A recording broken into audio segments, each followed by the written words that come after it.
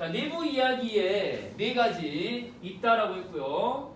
실질적으로는 이제 5개라고 할 수 있는데 같은 거 2개, 겹치는 거 2개 빼면은 4가지. 지금부터 안 보고 읊어볼 거야. 첫 번째 내부 이야기 소설 제목이 뭐라고요? 괴상한 버릇. 두 번째 작품 제목이 뭐라고요? 벌거벗은 임금님이야 사장님이야? 사장님. 자, 세 번째는 인터뷰 기사였고요. 네 번째는 뭐라고? 제목은 따로 없는데 등장인물, 중심 인물이 누구라고? 지라고요. 알겠죠? 베이베. 알겠죠? 지. 알겠죠? 지다 지. 알겠죠? 베이베. 자, 너 나름 그 직관하면서 되게 즐기고 있는 것 같아. 맞죠? 나도 네가 맨 앞에 오니까 어우 설렌다. 자, 가겠습니다. 첫 번째 1번 내부 이야기의 1번이에요. 제목이 뭐라고? 괴상한 버릇 쓸 거야. 시험에 나오면은 지금부터 언급하는 이 대목이 나온단 말이에요. 지금 EBS에 실려있는 거 이거는 나올 리가 없어요. 천무당 만무당이요. 그래서 괴상한 버릇이라고 하는 첫 번째 내부 이야기 제목을 먼저 써놓고 이제 소설 제목이야. 근데 내가 방금 얘기했지. 그 외부 이야기 언급한다고 했니 안 했니 했지. 요거는 살짝 경계를 구분한 다음에 외부 이야기에 나온 얘기 얼핏 내가 정리해 드릴 테니까 잘 봐야 돼. 나가 누구냐? 나라는 인물이 생각하는 게 앞쪽에 먼저 제시가 되고 있는데 요 내부 이야기 나오기 직전 상황이에요 지금. 그러니까 나라는 인물이 생각하는 바 어떤 내용 자체가 이 작품 전체를 다 관통하고 있거든요. 그러니까 이 내용이 빠지면 이 작품을 이해할 수가 없어요. 자, 무슨 소리냐? 나는 누구냐? 잡지사의 편집장입니다.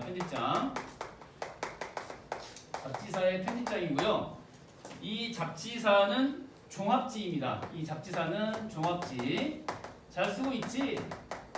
자, 예를 들면은 그 종합지 그러면 시사 잡지도 아니고 알겠죠? 문학 잡지도 아니야. 뭐 월간 조선 뭐 월간 동화 이런 거 아니고 종합 잡지야. 예를 들면 어떤 게 있을까요? 예를 들면은 비슷한 잡지가 얼른 떠오르진 않는데 아무튼 시사 잡지도 아니고 문화 전문 잡지도 아니고 종합지야. 그러다 보니 아까 말했던 그 안형이라는 인물 있지.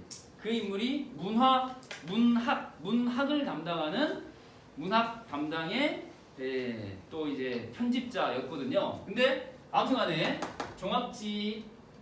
잡지사의 편집장이다.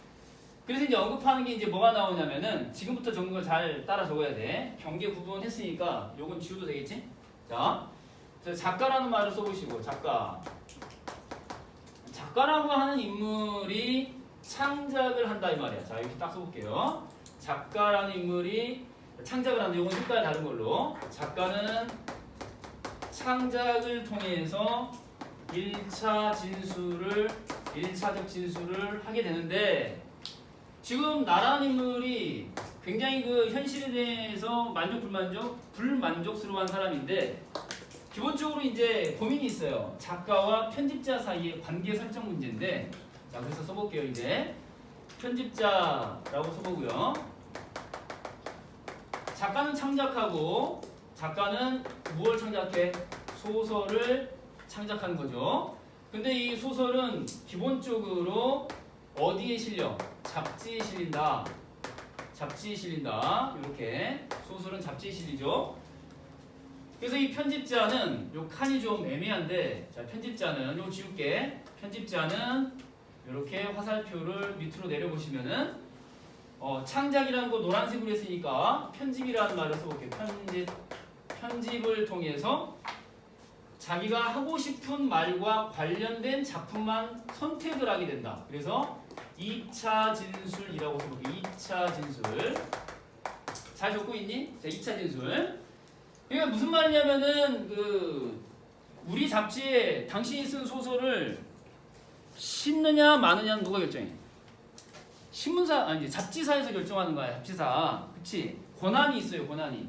그리고 내용이 마음에 안 들면은 야, 이 작품 좀 손 좀 봐라 라고 말할 수도 있어요.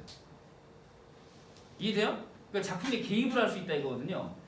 이런 방식, 즉 편집이라고 하는 방식을 통해서 1차적 진술인 작가의 창작물로서의 소설에 대한 개입이 이루어진다 이거거든요. 알겠어요? 자, 그래서 이제 중요한 건 이제 빨간 펜으로 체크할 건데, 이 작가와 이 편집자라고 하는 것 사이에 이렇게 빨간색으로 연결. 그래서 공동의 이념이라고 하는 게 있다. 공동의 이념이라고 하는 게 있다. 그래서 괄호하고 진술이라고 써볼게요. 그러니까 편집자로서의 나나 작가로서의 아까 그 예를 들어 박준 같은 사람들은 공동의 이념을 추구하는데 그 내용이라고 하는 것이 끊임없는 진술에 대한 욕망이에요. 진술에 대한 욕망. 그래서 얘는 먼저 1차 작품을 내놓고 얘는 2차 편집 과정을 거쳐서 각자가 하고 싶은 얘기를 하는 거예요. 그래서 이제 이 편집자와 작가 사이는 공동의 이념이라고 하는 게 존재한다라고 하는 건데 둘 사이는 항상 뭐가 존재해? 긴장이 존재한다. 자, 그래서 긴장과 조화라는 말을 써볼게요. 긴장과 조화. 이 진술이 내부 이야기 들어가기 직전에 그 앞부분에 EBS 수능 완성에 실려 있는 그 바로 직전 내용에 이제 이런 게 나오는 거예요. 알겠죠? 요거를 이제 알고 있어야 돼. 요거를. 그래서 이제 이 진술 욕망이라고 하는 것이 매우 이제 중요한 키워드가 될 것이다. 요거 이제 써두시고. 자, 됐죠? 이 작품의 시작은 이제 어떻게 시작하냐면은 박준이라는 인물이 헐레벌떡 뛰어가지고 어느 밤에 술 취한 내가 골목에서 하고 하숙집으로 돌아오고 있는데 헐레벌떡 어둠 속에서 뛰어나온 박준이 나를 숨겨달라고 합니다. 누가 지금 나를 쫓아오고 있다. 나를 숨겨달라. 그러면서 술이 취한 나니까 가능한 건데 자기 집으로 데려가요. 그래서 하룻밤을 재워줍니다. 근데 자면서 한 얘기가 난 미친놈이다 라고 말하는 거거든요. 사실은 내가 미쳤다. 누가 날 쫓아오는 게 아니라. 그런데 아침에 눈 뜨고 보니까 어때? 사라지고 없어. 생각해보니까 이제 술이 깬 내가 다음날 생각해보니 진짜 이 하숙집 근처에 뭐가 있어? 정신병원이 있어. 정신병원에서 박준이라는 인물이 탈출했었던 거야. 알겠어요? 이제 그걸로 이제 이야기가 시작이 되는 거거든요. 그러면 이제 우리가 생각을 하는 거지. 왜? 멀쩡한 이 소설가, 작가인 박준 혹은 박준일은 왜 정신병원에 갔으며 왜 탈출해서 왜 또 다시 돌아가서 왜 또 탈출하냐? 이 작품은 박준일이 정신병원에 입원했다가 탈출했다가 입원했다가 탈출한 얘기예요. 자, 그래서 한번 또 써보도록 하겠습니다. 여백에다가 쓸 거야. 이 작품 전체적으로 한마디로 이제 정리하자면은 자, 작가 박준일이 정신병원에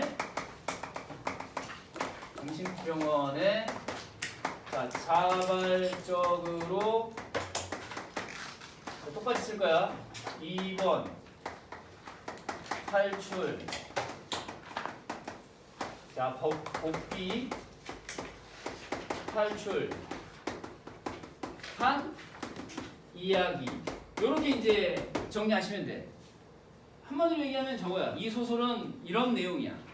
알겠죠? 앞에 박준일이나 작가라는 말을 넣어주면 더 좋겠고, 요건 괄호 처리하는 게 좋겠죠? 필명이 박준이니까. 작가 박준이 정신병원에 자발적으로 입원했다가 또 탈출했다가 또 복귀했다가 탈출한 얘기예요. 요렇게 간단히 정리할 수 있겠습니다. 자, 내부 이야기 시작 직전의 상황 정리를 해드렸고요. 이 사람은 현실에 대해서 만족, 불만족, 불만족이에요. 요 긴장과 조화 사이에서 늘 고민하고 있는 사람입니다. 자, 첫 번째 괴상한 버릇입니다. 요게 지금 안형에 자 써볼게요. 안형의 서랍에 보관되어 있는 잡지에 실리는 거를 보류한 상태에 처박혀져 있는 작품이다. 알겠죠? 안형의 서랍에다가 보관된 채로 아직 발표되기 전의 작품이 알겠죠? 요걸 이제 읽기 시작합니다. 왜요? 전날에 내가 그 골목길에서 만난 헐레벌떡 뛰어온 그 인물이 알고 봤더니 정신병원에서 탈출한 남자인데 그 남자가 잡지사에서 보니까 뭐예요?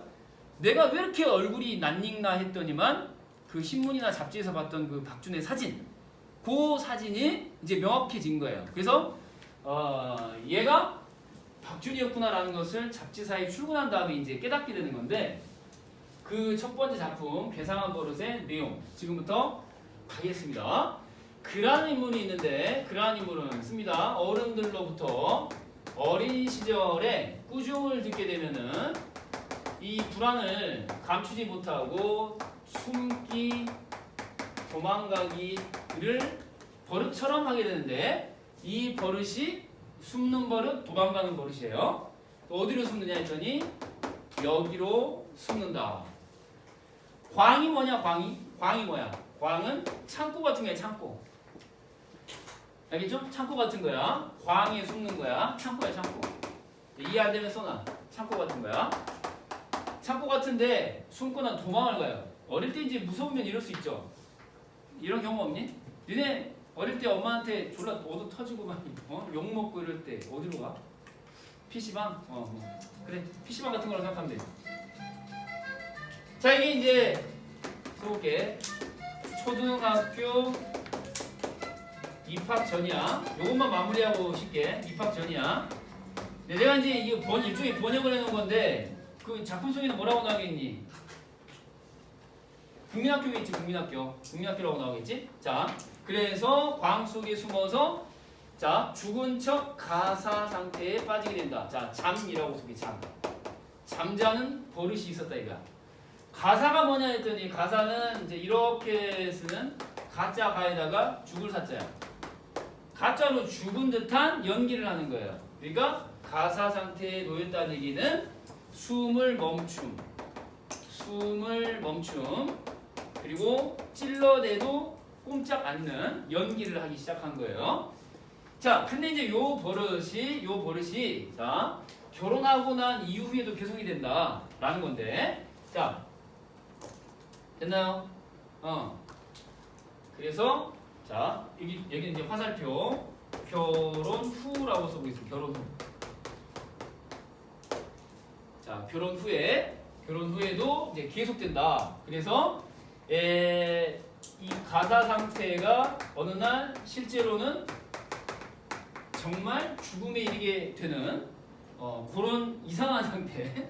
그래서 뭐라고 하냐면, 아내가 결혼한 이후에 아내가